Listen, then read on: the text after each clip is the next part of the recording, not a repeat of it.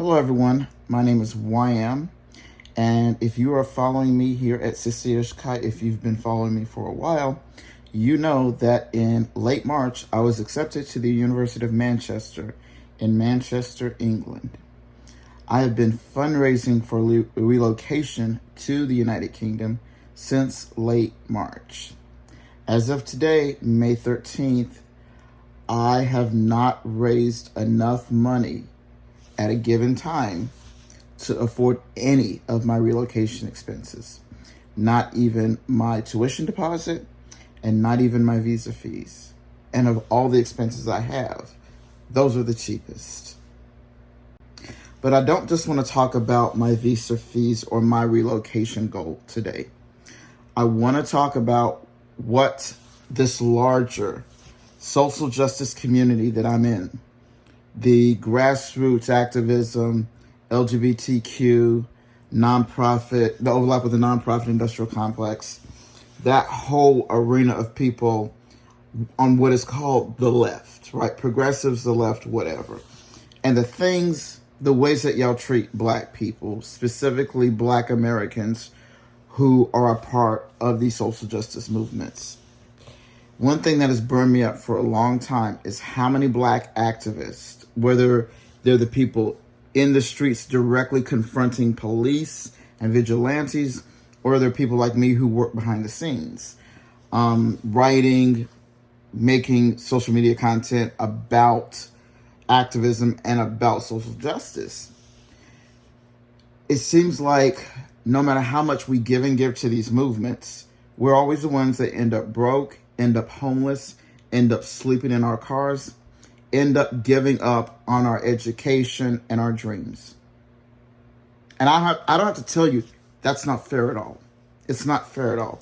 But beyond that, we know that Black Americans, and I'm talking specifically about the social justice movement in the United States, that is heavily Black-centered. It's a heavily Black-centered movement because most colonial fascism here is focused on Black people and policing Black people and keeping Black people in line, right?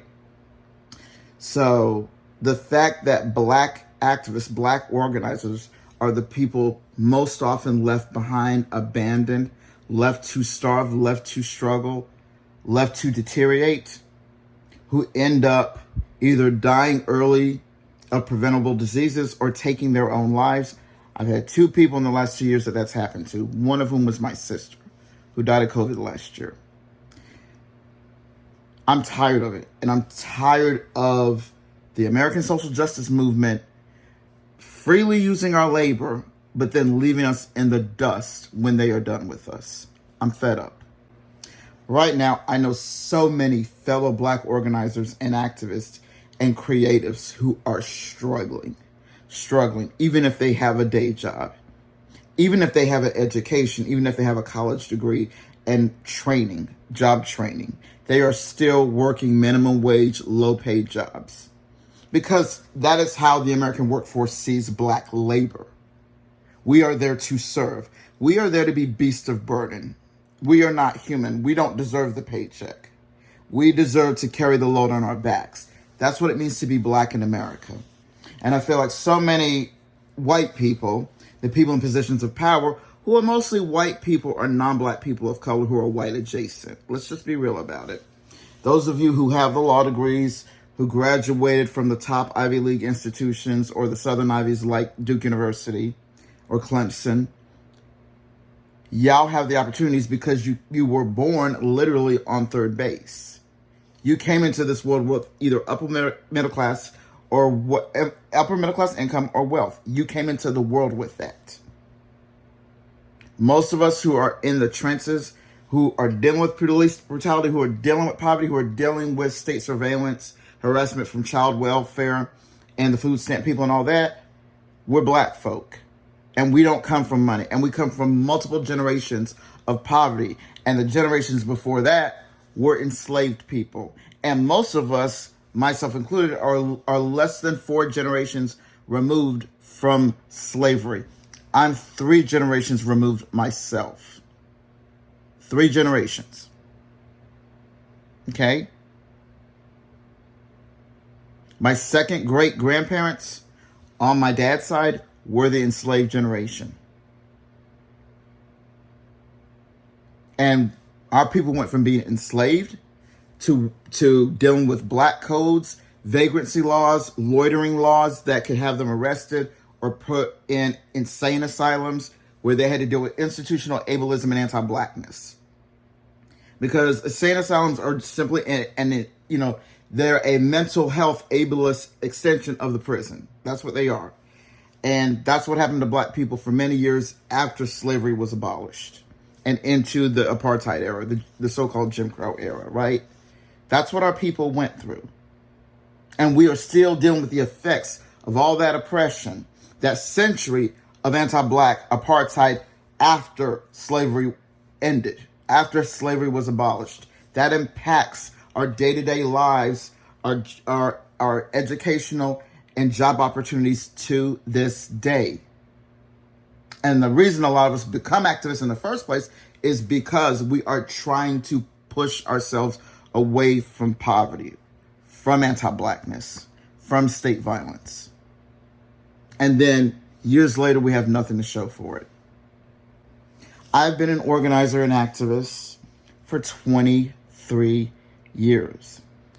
I was the black person who joined the movement because I was sick and tired of being economically exploited. I was sick and tired of making minimum wage, even though I knew I could do any job that my heart desired. I knew with mentorship, with guidance, I could live the life of my dreams. But it didn't matter how hard I worked. And even when I came into the movement, I was always the mule. Even when I went back to school, got my bachelor's degree, I was always the mule. And now I am trying to leave the United States of America and North Carolina because my state government and the national government, people in Congress, are attacking my right to exist as a black trans person. Black people constantly face state violence, vigilante violence. Look at Tyree Nichols. Look at Jordan Neely in New York.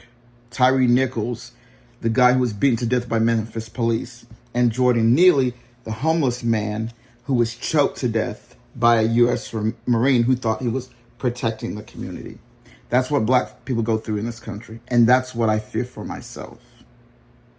That's my worst fear, is being killed by someone who doesn't like the fact that I'm black, that I'm a black person who's poor, that I'm a black person who's autistic, and a black person who's transgender. I'm tired of dealing with this. That is the main reason I wanted to immigrate to the United Kingdom in the first place. I could have gone to school here. I literally live smack between two major universities. But I don't want to keep staying and contributing to a state that literally wants trans people eliminated, North Carolina. I don't want to keep living here. I don't want to keep living in a state where I'm not safe as a black transgender person. So that's the reason I wanted to leave in the first place. I'm saving, this isn't just a luxury move to Britain. I'm saving my own life here. And I deserve to be in a place where I'm safe from racist, transphobic, ableist violence. We all deserve that. All black people in particular deserve that. Social justice community, you have got to do better by black folks. You have got to do better by us. This isn't fair. This isn't right. And it belies your entire stated commitment to justice. Because of the descendants of the people forced to build this empire, if we can't get out of hell, who else can? Black people are transgender. Black people are women. Black people give birth. Black people need reproductive rights. Black people are disabled. Black people are neurodivergent.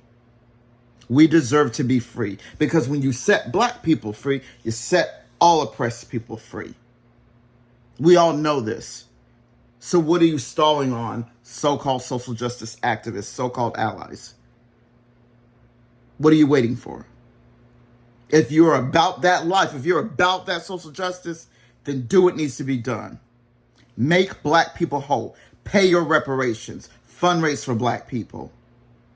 Support black people as we're moving out of these violent apartheid states who are trying to bring back Jim Crow, trying to eliminate transgender people from human existence. Fund our way out of these states. Fund our way out of the United States. Black and trans people deserve to be safe. You know exactly what to do. We don't have to keep telling you this. Okay? Black people, especially black transgender people and disabled people, y'all stay strong out there, okay? To the gatekeepers, the nonprofit executives, the people running the show, you know exactly what to do. Do it already. I'm done.